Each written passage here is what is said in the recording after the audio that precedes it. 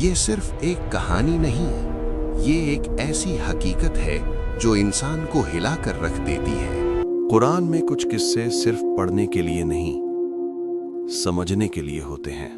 قوم لوط اپنی جسمانی طاقت اور غلط رویوں پر فخر کرتی تھی۔ ان کے لیے حیا، شرم اور ہدایت بے معنی الفاظ تھے۔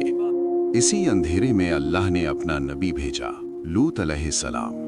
انہوں نے قوم کو صرف اللہ کی طرف بلایا، زبردستی نہیں کی، مگر قوم نے سچ کو اپنی طاقت کے نیچے کچل دیا۔ یہیں سے کہانی صرف غلطی نہیں، ضد بن جاتی ہے۔ اللہ نے مہلت دی، لیکن قوم سدھرنے کے بجائے اور بگڑ گئی۔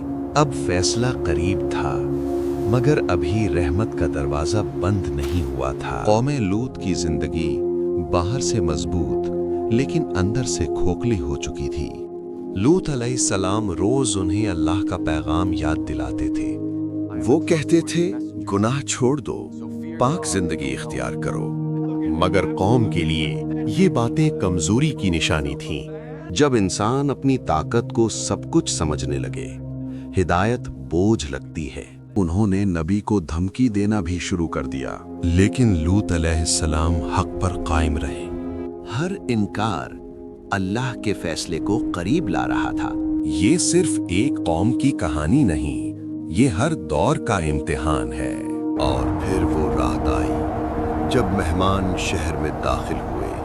سورج غروب ہوا اور شہر پر ایک عجیب خاموشی چھا گئی۔ اسی وقت اللہ کے خاص مہمان شہر میں داخل ہوئے۔ ان کی آمد نے قوم کے اندھیرے ارادوں کو جگا دیا۔ لوط علیہ السلام انہیں دیکھ کر پریشان ہو گئے۔ وہ جانتے تھے کہ یہ شہر مہمان کی حرمت نہیں کرتا۔ غلط خبر بجلی کی طرح پھیل چکی تھی۔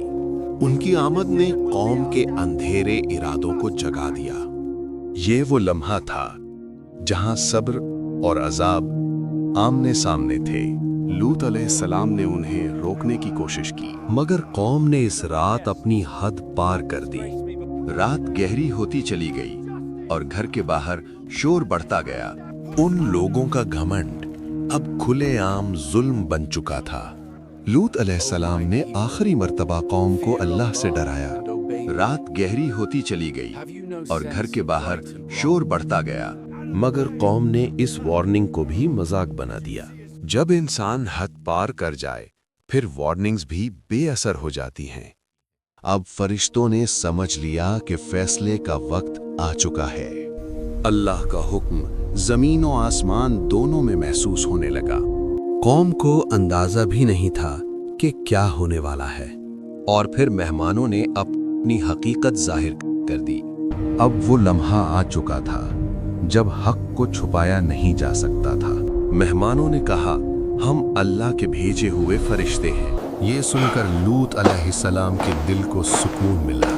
انہوں نے کہا، یہ لوگ تمہیں نقصان نہیں پہنچا سکتے۔ اللہ کے حکم سے ان کی آنکھیں اندھی کر دی گئی۔ جس طاقت پر وہ فخر کرتے تھے، وہی ان کے کسی کام نہ آئی۔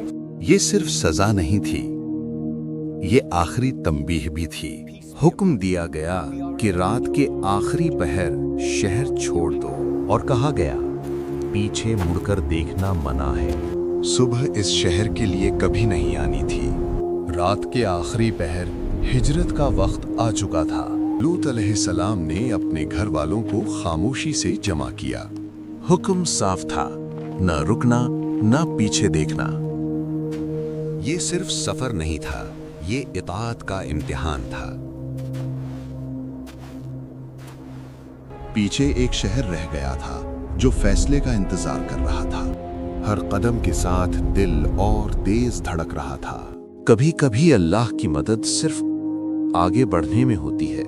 لوط علیہ السلام نے حکم یاد دلایا، پیچھے دیکھنا منع ہے۔ قدرت خاموشی سے اپنا فیصلہ تیار کر رہی تھی، مگر سب اطاعت پر قائم نہ رہ سکے۔ ہجرت جاری تھی، لیکن امتحان ابھی باقی تھا۔ لوط علیہ السلام بنا رکے آگے بڑھ رہے تھے۔ گناہ سے محبت حکم سے زیادہ بھاری پڑ گئی۔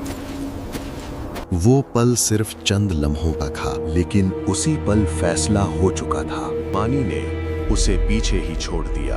अल्लाह का हुक्म सिर्फ सुनना नहीं, पूरी तरह मानना होता है। जो आगे बढ़ते रहे वो महफूज रहे, और शहर पर अब अजाब का पहला वार होने वाला था। अब वो लम्हा आ गया था जो सालों की नाफरमानी का नतीजा था। जमीन ने लरजना शुरू कर दिया। जिन लोगों ने अपनी ताकत पर घमंड किया था वो अब बेबस थे। अल्लाह के हुक्म से पूरा शहर ऊपर उठाया गया, जमीन को उलट दिया गया, वो चीख भी न सके। फिर आसमान से पत्थर बरसाए गए।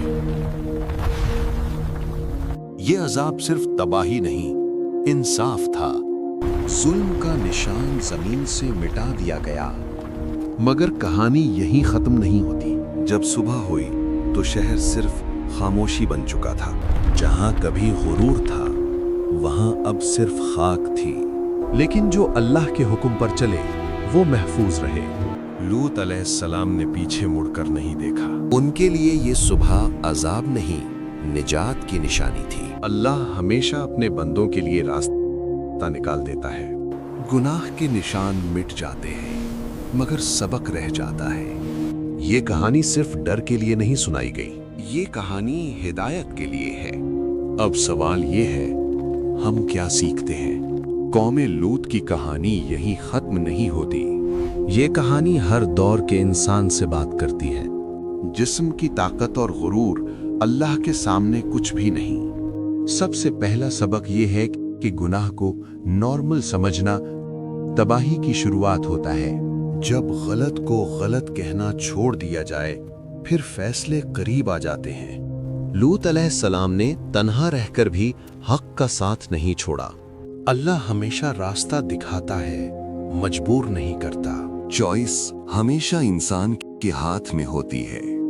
जो हिदायत कबूल करे उसके लिए रहमत है, मगर जो जिद पर रहा उसके लिए अंजाम बदल जाता है। कौमे लूत की तबाही का दूसरा सबब नबी को झुठलाना था। जब अल्लाह का पैगाम आता है तो इम्तिहान शुरू होता है।